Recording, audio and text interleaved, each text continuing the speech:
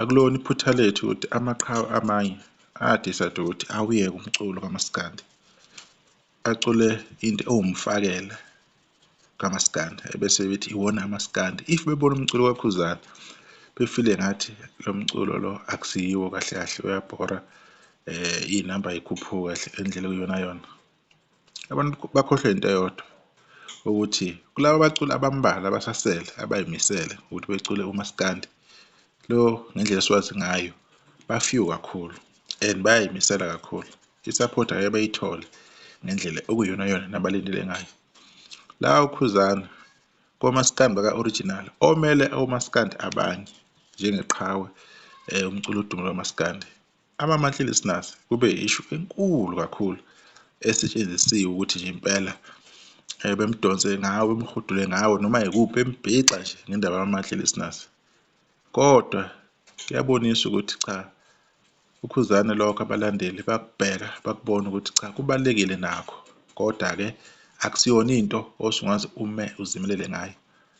La uKhuzani ama-monthly listeners akhe, I think for the first time mina ngiwabona ela kule number 523,000 wabantu abangenayo bebhela umculo kaKhuzani bese-ke beyobheka nabanye abantu, okuyiyona nto-ke enhle nengayitsheli ukuthi izosheshe yenzeke, judging indlela abantu ade bekhuluma ngayo, bekhuluma ngabe kuSekhuzani, besho izinto ey'ningi ngokungayitshela nje lento ayisoze yenzeka kuKhuzani. So kuyajabulisa, even ney'ngoma zakhe laphana ziyasondela impela, oManikinikani impela uyashoshela phambili, oJula naye noGqwakahle, ithanda mawala Sinsuk'Ohlanya, yizo-ke iy'ngoma lezo ezibajabulisayo abantu ngokwama-popular songs laphana.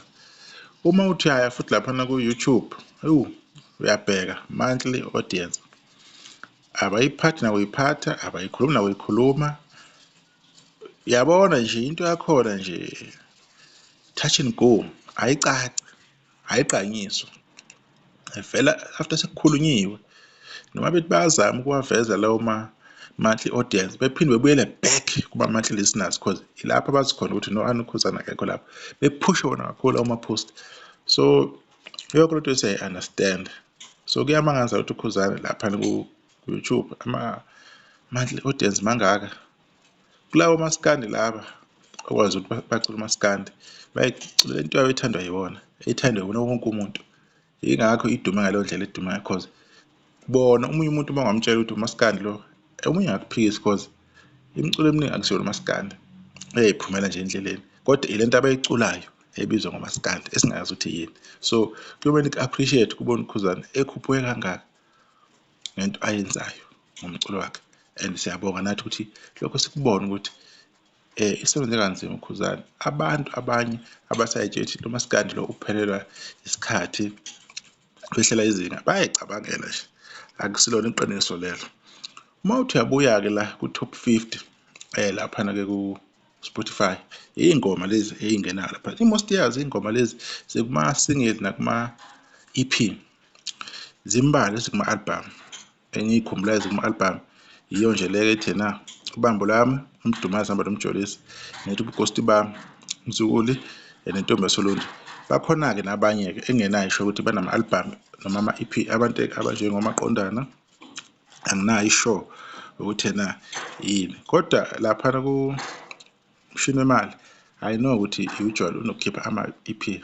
Onke Shemba bayohleli ku-number 3, uMafikizolo Ngconyoka ngiyayazi ingoma yakhe, number 12 Onke Shemba, uNikodima Hloso Khwele ingoma yakhe lokhu yagenqaza phambili nge-top 10, namanje isesekhona, namanje isambeke ebalazweni, namanje isamupha ama-monthly listeners ayinqwaba amaningi kakhulu, including abantu abakhuphuka kakhulu ngama-monthly listeners, bona oMdumazi.